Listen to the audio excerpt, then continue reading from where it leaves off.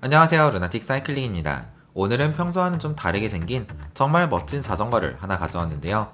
지금부터 5초 드리겠습니다. 우리가 알고 있는 전형적인 로드 바이크와 뭐가 다른지 맞춰보세요.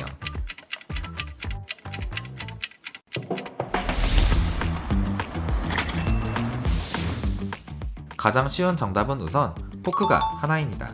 와, 세상에, 이러면 무서워서 어떻게 타나요? 경량이 대세라곤 하지만 이러다간 넘어질 것 같지 않으신가요? 하지만 걱정하지 마세요.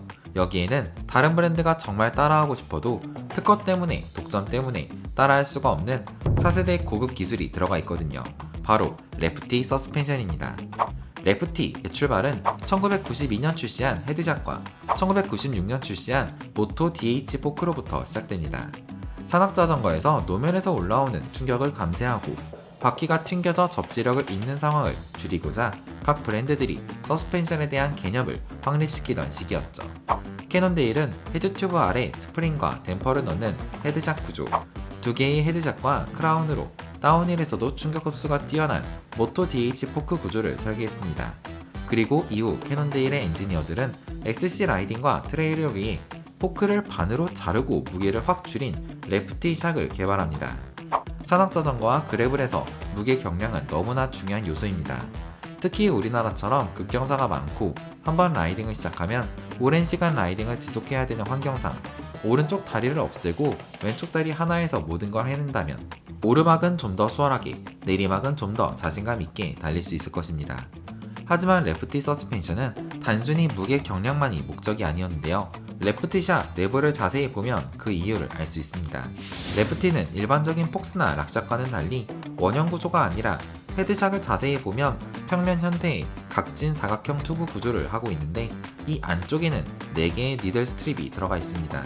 이 니들 베어링이 포크로 들어오는 전후 좌우뿐만 아니라 대각선으로 꺾여서 들어오는 측방 압력까지 즉각적으로 반응합니다.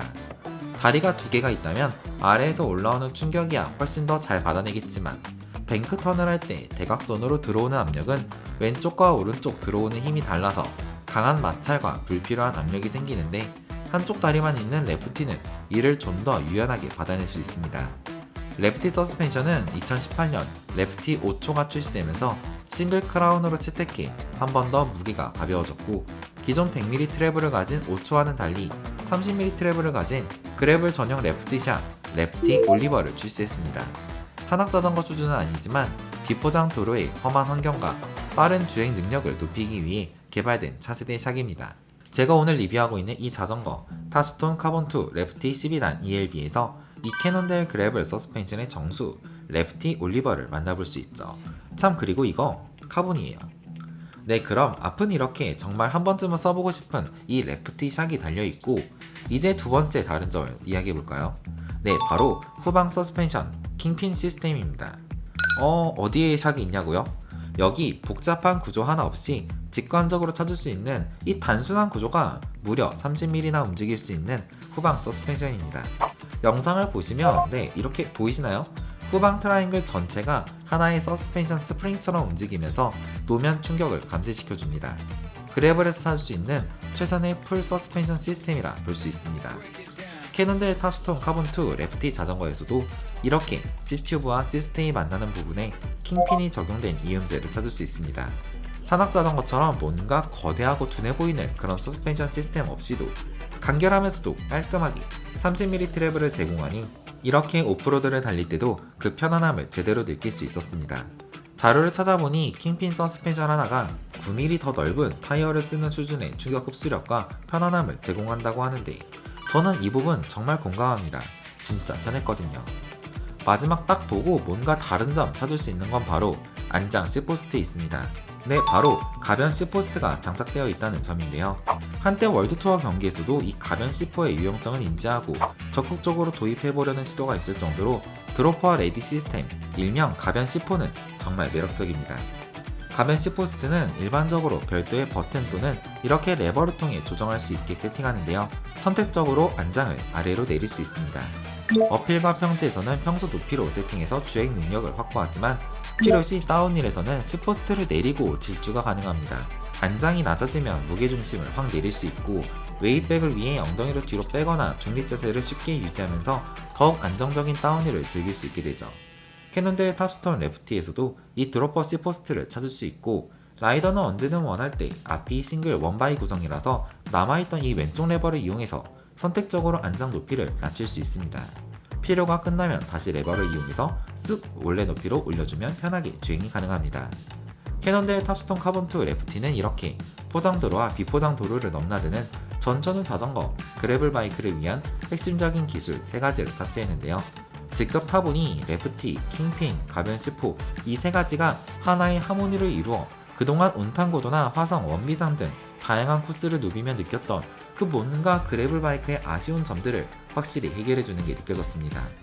우리나라가 아무리 자전거 도로가 잘 깔려 있다고는 하지만 아쉽게도 인도에 준하는 보도블럭 위를 주행해야 할 때도 많고, 시멘트 도로는 깨져 있거나 물이 고여 있는 경우도 있고, 구토종주 때 만나는 모래길이나 진흙길을 만나면 온로드, 오프로드, 인도길 구분하지 않고 어디든 편하게 갈 수 있는 이 그래블 바이크에 대한 매력이 점점 높아지고 있습니다.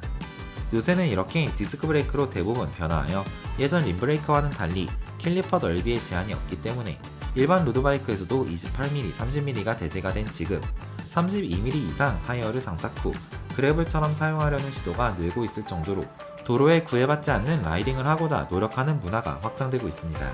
탑스톤 레프티의 경우 처음부터 711의 44mm 타이어로 잠글 수 있는 가변식 서스펜션인 레프티 올리버 30mm 샷과 함께 어디든 최적의 편안한 라이딩과 주행 성능을 제공했습니다. 이런 뚝방길, 또 로드로는 말도 안 되는 도로도 이제는 제가 갈 수 있는 길로 보이는 이 느낌은 그동안 느낄 수 없었던 새로운 해방감을 보여주었죠. 제품의 가격은 소비자가 680만원입니다. 네, 생각보다 좀 비싸긴 하죠. 캐논데일의 풀카본 바이크인데다가 카본으로 만든 레프티 올리버 서스펜션도 들어가 있고, 킹핀 후방 서스펜션 시스템의 가변 C4까지 일반적인 카본 로드바이크에 비해 많은 기능이 탑재되어 그럴 수밖에 없는 가격이긴 합니다. 거기에 구동계도 그래블 전문 변속기인 시마노 GRX 12단이 탑재되어 있는 탑스톤 카본2 레프티 12단입니다. 하지만 제가 오늘 이 자전거를 리뷰하는 이유가 따로 있죠. 네, 바로 할인이 들어갔습니다. 그것도 무려 40% 할인 소식입니다.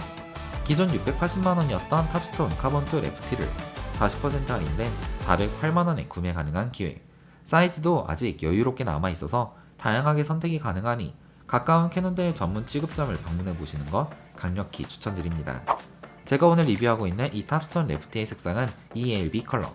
일렉트릭 블루의 약자인 ELB는 정말 독보적인 예쁜 파란색과 녹색의 푸른 바탕에 캐논데일이 이런 포인트 컬러 잘 쓰죠. 탑튜브가 눈에 딱 들어오는데 여기에 캐논데일 로고가 박혀 있습니다. 탑스톤에는 ELB 컬러 이외에도 GRN, LYW 등 다양한 색상을 선택할 수 있으니 참고 부탁드립니다.